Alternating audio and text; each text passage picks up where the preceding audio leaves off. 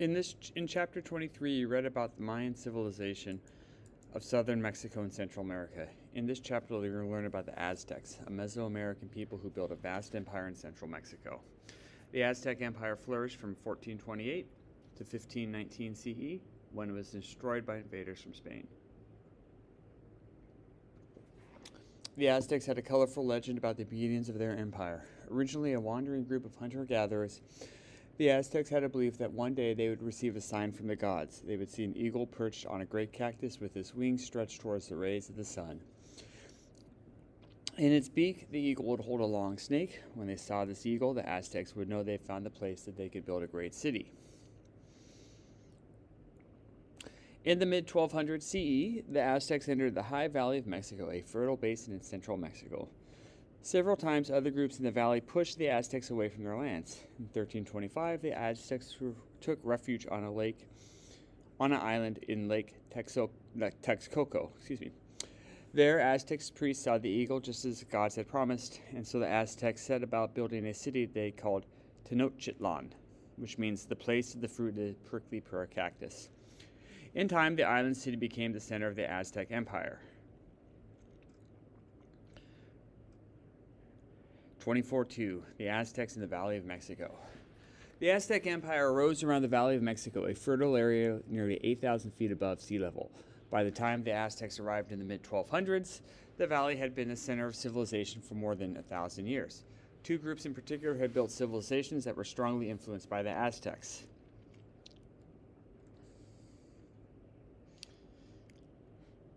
So this picture here is of Tenochtitlan, the city of the gods. It was huge with plazas, pyramids, and avenues. The Pyramid of the Sun was shown above, right here. From about, there we are, so civilizations in the Valley of Mexico.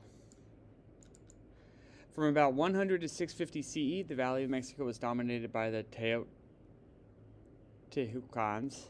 These people built an enormous capital city, Teotihuacan. One of the city's buildings, the Pyramid of the Sun, was more than 200 feet high. After Teotihuacan's collapse around the 700s, a group from the north, the Toltecs, migrated into the valley. Toltec civilization reached its height in the 10th and 11th century. The Toltecs built a number of cities. Their capital, Tolán, boasted large pyramids topped with temples. During the 1100s, new groups invaded the valley. They took over. Toltec cities had established new city-states, but the influence of the Toltecs and the Teotihuacans continued as they felt in a culture that was developing in the valley. The arrival of the Aztecs. Sometime around 1250, a new group arrived in the Valley of Mexico, a nomadic band of hunter-gatherers. They called themselves Mexica. We know them today as the Aztecs. The name Aztec comes from Aztlan, the Mexicans' legendary homeland. According to the Aztec tradition, Aztlan was an island in the lake of the northwest of the Valley of Mexico. The Aztecs had left the island around 1100 CE. They wandered through the deserts of northern Mexico for many years before coming to the Valley of Mexico. When the Aztecs came to the heart of the valley, they found lakes dotted with marshy islands, thriving city-states controlled land around the lakes. We know a city-state is an independent place, its own government, its own rules. The Aztecs had a difficult time establishing themselves in the valley. The people living in the states thought the Aztecs were crude barbarians, but the Aztecs were fierce warriors, and the city-state were willing to employ them as mercenaries like a soldier for hire. After settling in the valley, the Aztecs began to be influenced by the legacy of the Teotihuacans and the Toltecs. They made pilgrimages to the ancient ruins of Teotihuacan. They adopted Quetzalcoatl, the Teotihuacan's feathered serpent guard, as one of their own. The Aztecs viewed the Toltecs even more highly as rulers of a golden age. Aztec rulers married into the surviving Toltec royal line. The Aztecs even began to claim the Toltecs as their ancestors.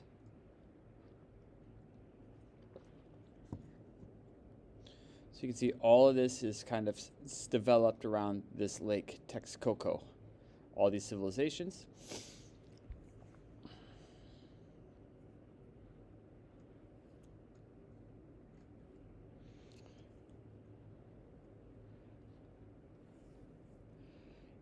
Near Lake Texcoco, The Aztecs said they spotted an eagle atop a cactus with a long snake in its beak. Grateful for the sign they had been waiting for, the Aztecs began to work building the city they called Tenochtitlan.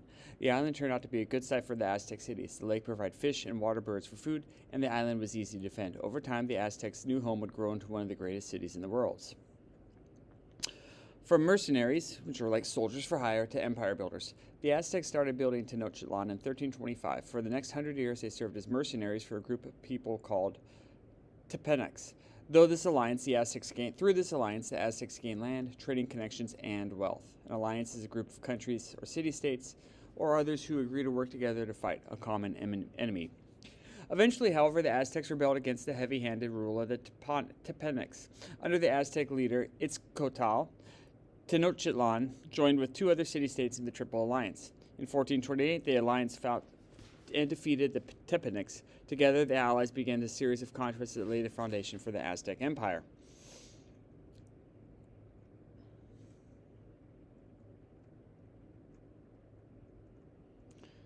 (24.3) Tenochtitlan, a city of wonders. Here's an image on your left. Kind of a floating city. They've got these islands where they figured out how to grow stuff. They've got some temples. All this is kind of in this big, massive lake. As the Aztecs' power grew, their city of Tenochtitlan developed into the largest cities in the world. When Spanish explorers first glimpsed Tenochtitlan in 1519, they were amazed to see a majestic city crisscrossed by canals and boating impressive temples and palaces. With a population between 200,000 and 300,000, Tenochtitlan was larger than London, Paris, or Venice. How did the Aztecs turn an unwanted island into such a great city? First, they reclaimed the land from the lake by sinking timbers into the water to serve as walls and fill in the area between the timbers with mud, boulders, and reeds. This way, they created small islands called chinapas, which would be right here, or floating gardens. Eventually, the Aztecs expanded the city's land surface until it covered 5 square miles. They even merged Tlaxcala, original and a separate island, with Tenochtitlan.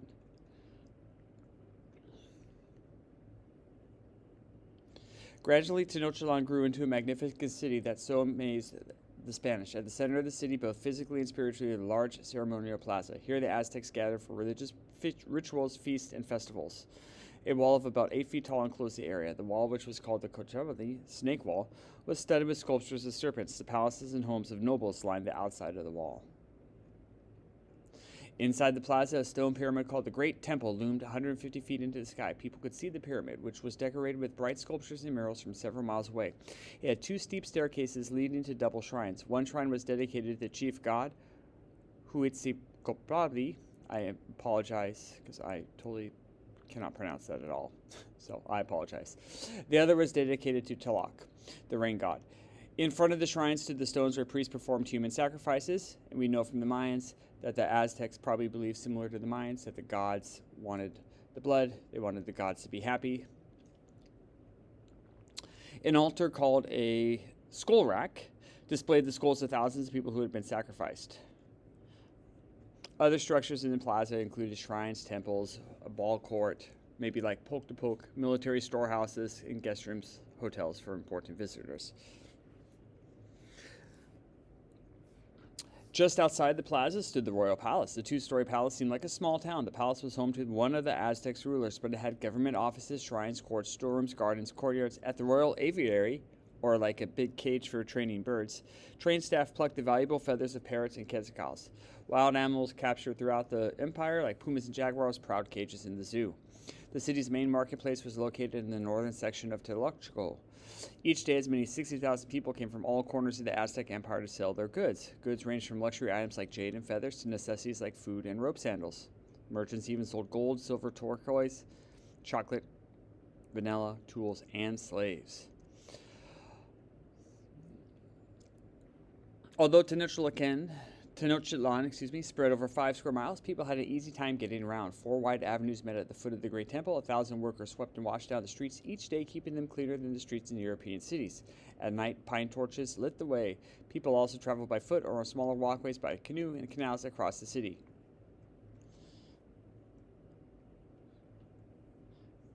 The city boasted technological marvels like the aqueduct that carried fresh water for irrigation. We learned about aqueducts when we learned about the ancient Sumerians. in the fall. Twin pipes ran from Chapultepec Springs 3 miles away. While one pipe was being cleaned or repaired, the other would transport water. A dike, 10 miles long, ran along the east side of the city to hold back the floodwaters. 24.4, the Aztec Empire. So here is modern-day Mexico. We have the Valley of Mexico. This is kind of where Mexico City is, I believe. We have the Gulf of Mexico here, and we have kind of the Mayans are over here. So the Aztecs and the Mayans kind of shared the same area, kind of. Tenochtitlan began as simply the Aztecs' home city. After the Aztecs and their families defeated the Tepenecs in 1428, the city became the capital of a growing empire. Under Montezuma I in the mid-1400s, the Aztecs extended their empire to faraway regions. By the early 1500s, the Aztec Empire stretched from the Gulf of Mexico to the Pacific Ocean. It covered as much as central Mexico and reached as far south as the current border with Guatemala. At its height, the empire had more than 5 million people. This empire is based on tribute. Unlike other empire builders, the Aztecs did not start colonies, nor did they force conquered peoples to adopt their ways. Instead, the Aztec Empire maintained a loose union of 100 city-states that were forced to pay tribute or a payment to the Aztecs. So, collecting tributes was the empire's most important business, collecting these payments. The Aztecs relied on tribute support to Tenochtitlan's huge population. Tribute took the form of whatever valuable items the city could provide. Cities might pay in food, cacao, gems, stone, cotton, cloth, animal skins, shells, building materials, or even soldiers. Tax collectors make sure that the cities paid regularly. Warfare. The demands of the empire made war the center of Aztec life. Successful battles allowed the Aztecs to increase their sources of tribute. They also gained more territory, laborers, and sacrificial victims. Every male Aztec was trained to be a soldier. In the battle, the Aztecs used weapons such as bows and arrows, spears, clubs, and wooden swords with sharp stone blades. Warrior knights carried shields decorated with figures of animals such as the jaguar and the eagle. The figures represented different strengths of the Aztecs. Excuse me. Pardon me. An Aztec declaration of war followed a ritualized pattern. First, the Aztecs asked the city to join the empire as an ally or as a friend. The city had 60 days to agree. If the ruler refused, the Aztecs declared war. The battle began when thousands of Aztecs warriors descended upon the city. As the armies faced each other, a general gave the signal to attack. The Aztec warriors excelled at hand-to-hand fighting. Most wars ended after one battle. After the city had fallen, or after the city had lost to the Aztecs brought their captives to Tenochtitlan. Some of them became slaves, but most were sacrificed to Huitzilopochtli, their god. The Aztecs made only a few demands on the defeated city. The people had to pay tribute to honor the god and promise obedience to the Aztecs ruler. Otherwise, conquered cities remained independent. They kept their religion, customs, and language. They usually even kept their leaders. So all the Aztecs really wanted when they conquered is they wanted to have tribute paid to their empire. These lenient conditions made it easy for the Aztecs to rule. Unfortunately, when the Spanish came in, that was what eventually put the downfall to the Aztec Empire. Chapter summary. In this chapter, you learned about the rise of the Aztecs from a band of nomads to the masters of a great empire. The Aztecs remained in the Valley of Mexico from mid-1200s to CE. In 1325, they began building their capital city of Tenochtitlan, but the Aztec Empire only began to emerge or get really strong in 1428, when the Aztecs and their allies rebelled against the Tepenecs. Over 100 years, the Aztecs expanded their empire through warfare and alliances. Eventually, the empire included hundreds of cities and millions of people.